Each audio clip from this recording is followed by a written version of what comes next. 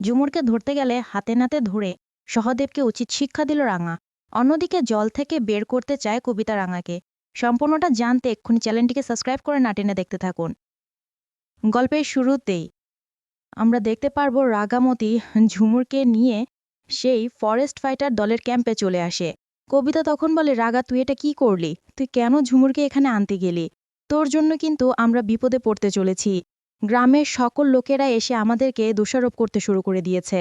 তুই নাকি ঝুমুরকে কলকাতায় নিয়ে গিয়েছিস। এখন কেন কেন তুই এটা করলি? কেন তুই পারিবারিক বিষয়ে ইন্টারফেয়ার করছিস? হ্যাঁ, আমরা এখানে এসেছি শুধুমাত্র জঙ্গলের সম্পদ রক্ষা করার জন্য, কারো পারিবারিক বিষয়ে ইন্টারফেয়ার করার জন্য না। এখন ঝুমুরের যদি কোনো কিছু হয়ে যেত তাহলে সেই দায়ভার কিন্তু আমাদের নিতে হতো। আমরা তো গরিব ঘরের মেয়ে। তুই হয়তোবা শহরে থাকিস, তোর বড় ঘরে বিয়ে হয়েছে, তুই তীরন্দাজ, তুই চলতে পারবি। আমাদের পেটে তুই লাথি কেন মারছিস? আমাদেরকে বিপদের মুখে কেন ফালাচ্ছিস? হ্যাঁ, ঝুমুর গিয়া টানা পড়া হচ্ছে জঙ্গলে, নানা লোকের নানা কথা বলছে। এদিকে তখনই রাগামতি ভীষণ রকম রেগে যায়। রাগা তখন বলে, আমি আবার কি করলাম? আমি তো কোনো কিছু করিনি। তখনই আবার কবিতা বলে, তুই কি না করেছিস? তুই ঝুমুরকে কেন কলকাতায় নিয়ে গেলি? এখন লোকেরা এসে আমাদেরকে বলা বলি শুরু করে দিয়েছে যে আমরা নাকি ঝুমুরকে পাচার করে দিয়েছি, আমাদের বিরুদ্ধে অ্যাকশন নিবে। এখন এখন সেই দায়ভার কে বহন করবে? তুই বহন করবি? এদিকে রাগা তাদেরকে বোঝানোর চেষ্টা করে, দেখ, তোর মেয়েটু বড় হয়ে অফিসার হতে যায়, শুধু পড়ালেখায় ভালো একটা রেজাল্টও করেছে। তাই কেন তোরা তাকে এইভাবে বঞ্চিত করছিস? তোরা যদি তাকে নিয়ে স্বপ্ন না দেখিস, তার স্বপ্নটা ভেঙে দিস, তাহলে তো সে শেষ হয়ে যাবে।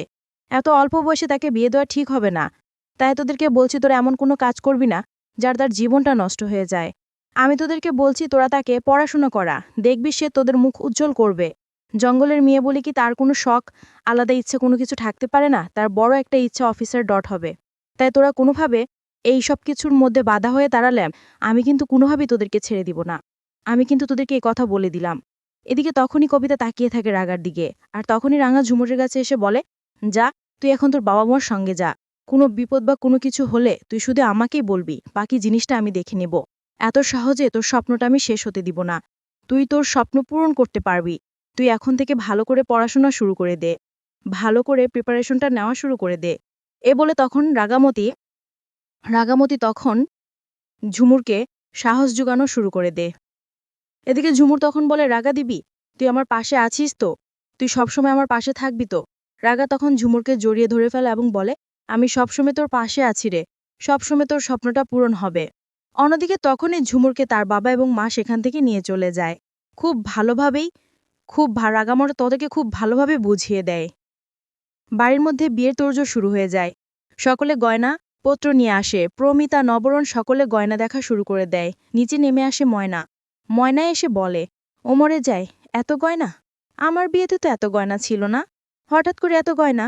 আর একটা কথা বলছি বাবা, গয়নাগুলো কিন্তু সাবধানে রাখতে হবে।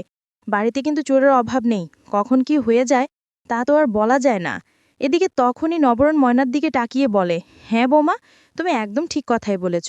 আসলে ঘরের মধ্যে অনেক চোর রয়েছে, এখন কখন কি হয়ে যায় তা তো আর বলা যায় না। তো তোমার কাছে কি আমরা দিয়ে রাখবো নাকি?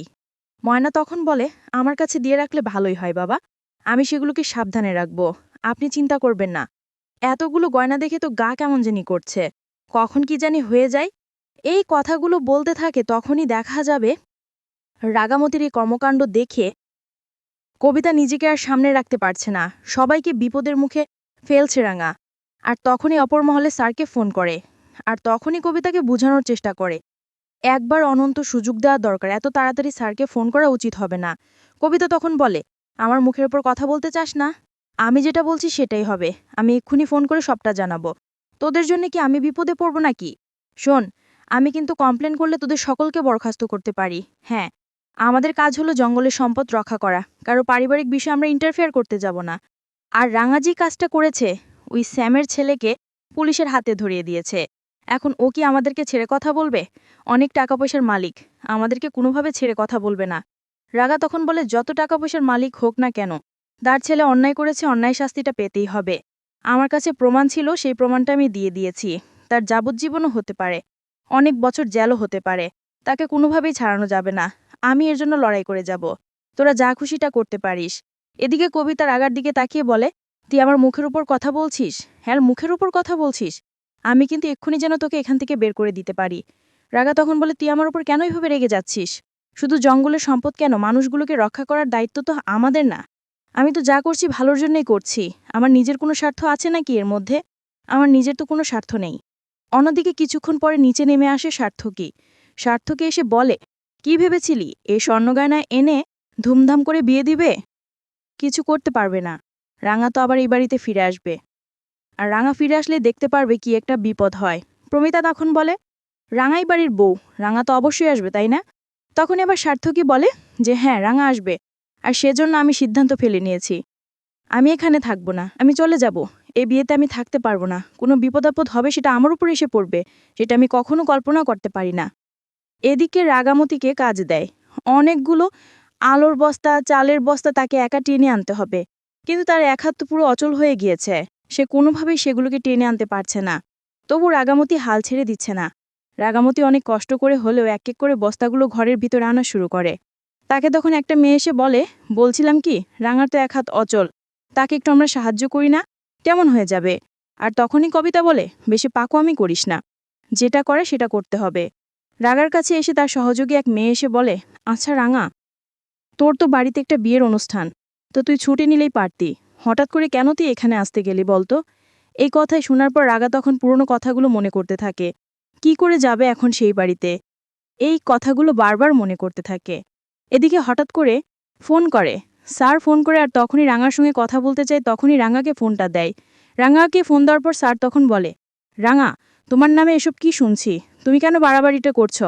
জঙ্গলের সম্পদ রক্ষা করবে, কারো পারিবারিক বিষয়ে ইন্টারফেয়ার করবে না।